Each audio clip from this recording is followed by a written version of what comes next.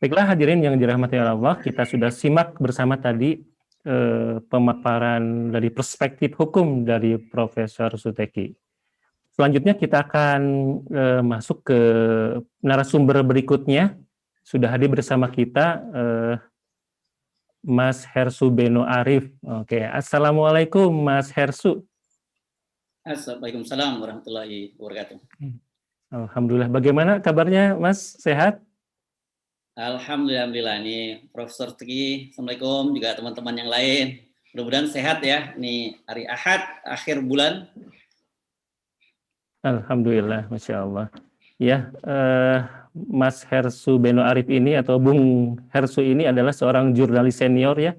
Saya sering mengikuti wawancaranya dengan Profesor Akal Sehat Bung Rocky Gerung nih, Mas Hersu ya. Dan apa namanya? Dan saya salah satu subscriber dari Hersu Beno Point ini, Mas ya, Masya Allah. Tetap semangat berkarya nih, Masya Allah.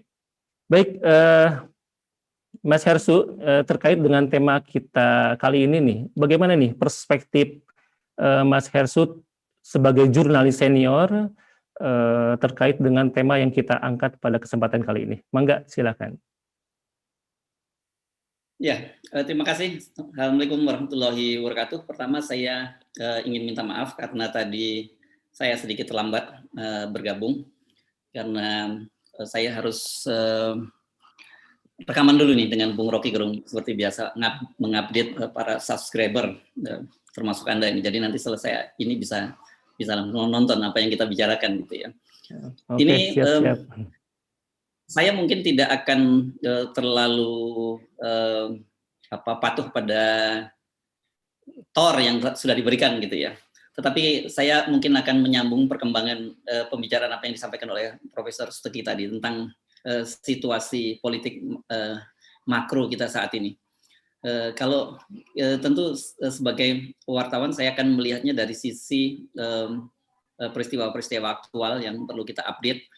Kalau kita amatikan dalam beberapa hari ini ada satu ini bisa jadi menjadi sebuah indikator gitu, apakah wind of change atau angin perubahan itu sedang berhembus di negeri kita itu. Dan walaupun sebenarnya kalau kita melihat indikator-indikator yang ada, itu memang harusnya mulai terjadi perubahan-perubahan itu. Apakah itu perubahan yang berasal dari luar maupun dari internal pemerintah.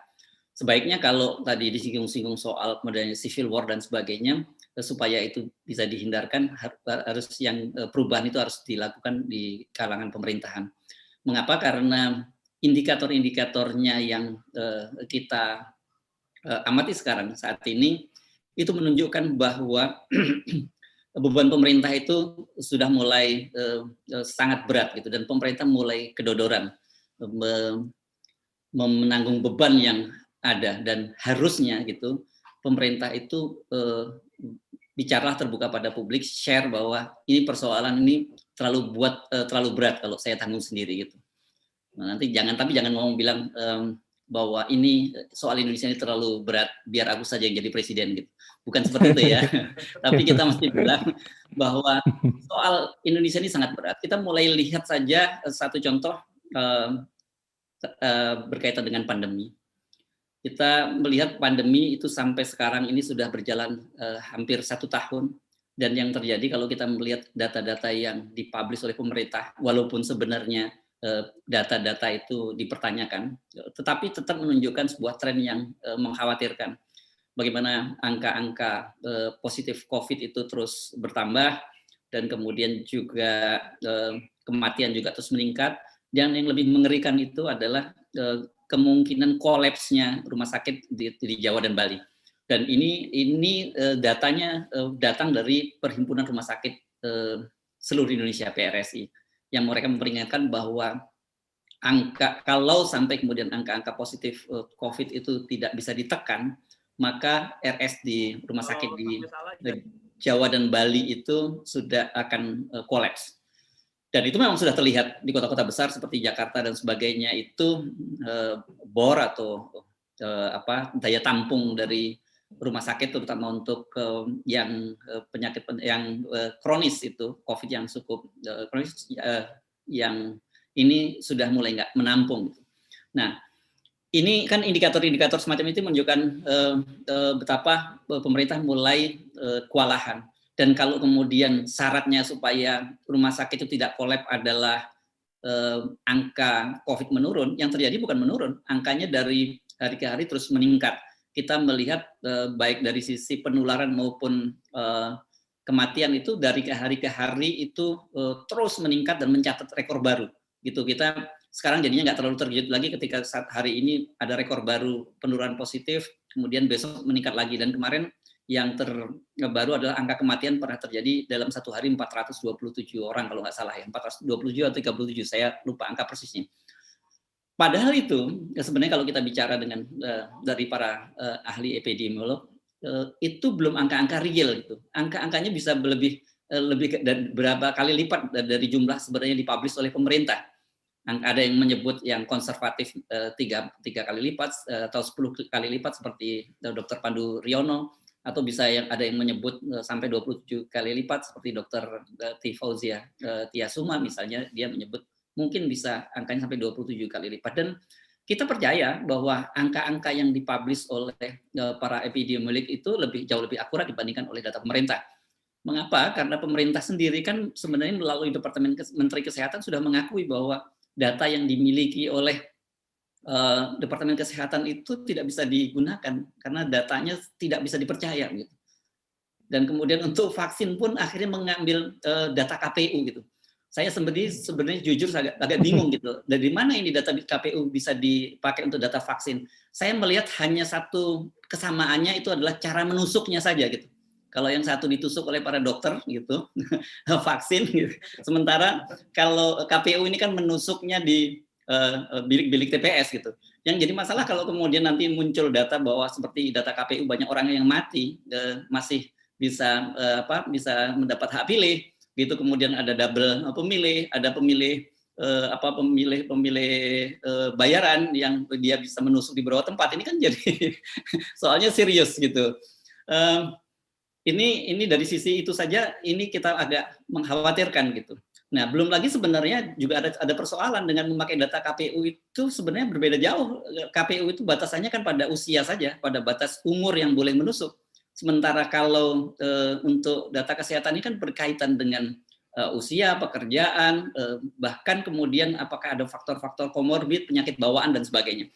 Jadi sebenarnya kita sudah melihat bahwa tanda-tanda unrest itu, social unrest itu bakal muncul. Ini tandanya sangat besar gitu. Ini kita bicara secara profesional, kita melalui pendekatan-pendekatan yang terukur gitu ya. Itu dari sisi itu bisa dipastikan bahwa memang presiden kemudian dan pemerintah akan kewalahan. Belum lagi kemudian kita melihat apa yang dilakukan oleh pemerintah, meminta wakaf uang gitu. Dan kemudian juga Pak Airlangga Hartarto kemudian minta agar orang yang punya tabungan 100 juta ke atas jor-joran belanja gitu, karena supaya ekonomi digerakkan. Ini semua permintaan-permintaan yang saya kira tidak akan bisa terpenuhi karena satu, kemudian resistensi di kalangan umat juga luar biasa. Nggak usah ngomong dari sisi aturan ya, dari sisi fikih bagaimana. Tetapi kan kemudian muncul meme-meme yang saya kira lucu, menghibur gitu, misalnya diplesetkan menjadi gambar dari Sri Mulyani, kemudian dengan menangkupkan tangan menyatakan mohon wakaf yang sebesar-besarnya begitu. Ini kan menunjukkan betapa penolakan dari masyarakat sangat besar. Tetapi satu hal yang saya ingin garis bawahi yang menarik itu ternyata masyarakat kita itu dalam situasi yang begitu parah seperti ini tidak kehilangan sense of humornya gitu.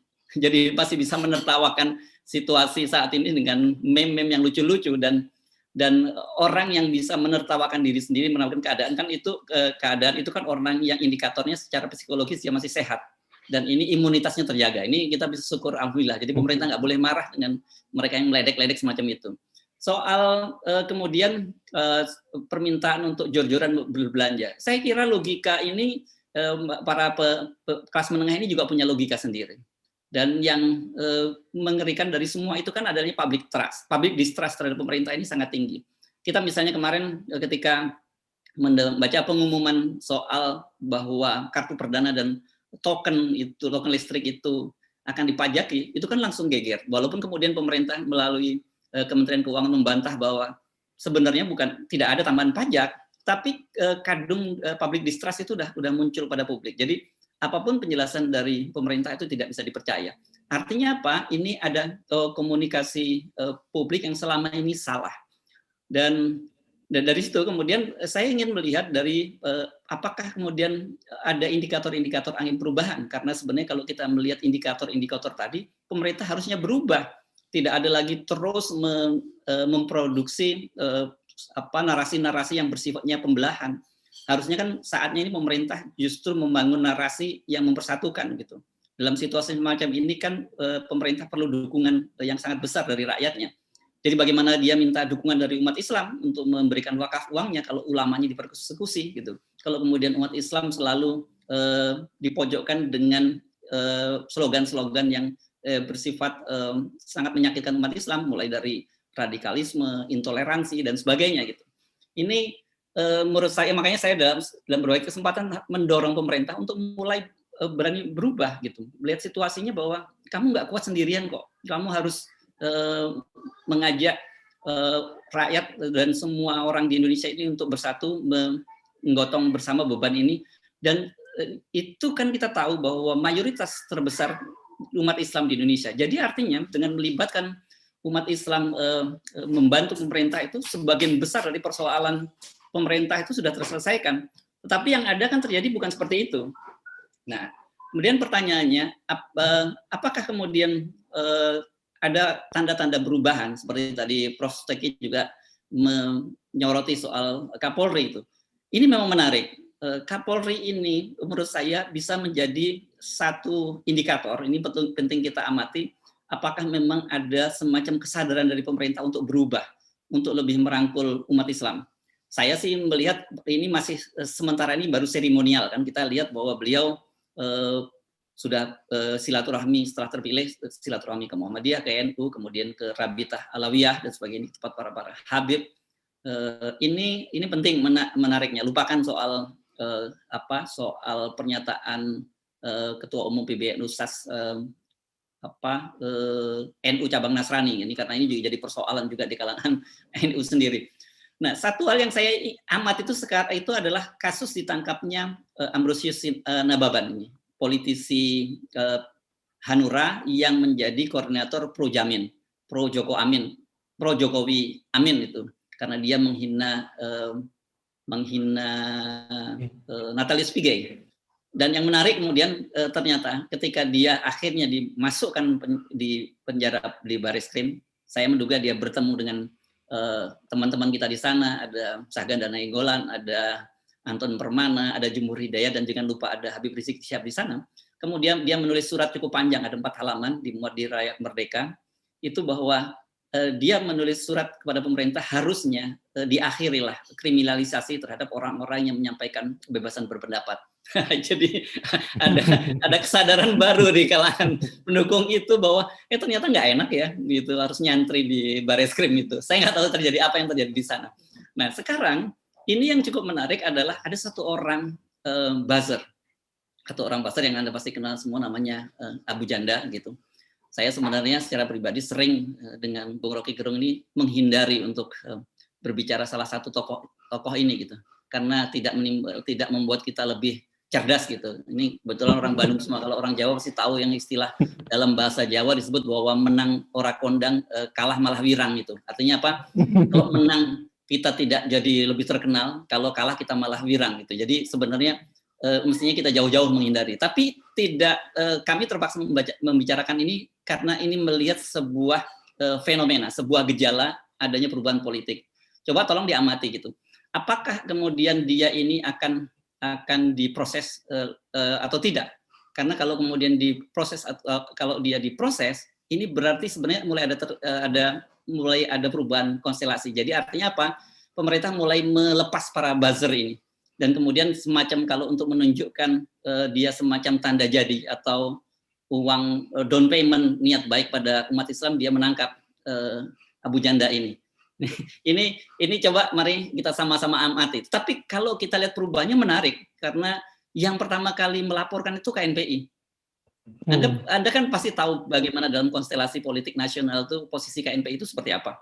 Bagaimanapun juga ini adalah organisasi yang afiliasinya pasti jauh lebih dekat dengan pemerintah.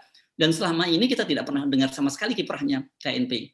Tiba-tiba dia membuat laporan soal Abu Janda dan menginstruksikan pada seluruh KNPI di seluruh provinsi untuk melaporkan hal yang sama gitu.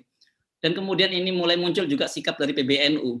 Dan yang menarik, semua partai di parlemen, termasuk partai pendukung pemerintah, minta agar Abu Janda itu ditangkap. Kecuali satu partai yang sampai sekarang belum menyampaikan sikapnya, yakni PDIP gitu.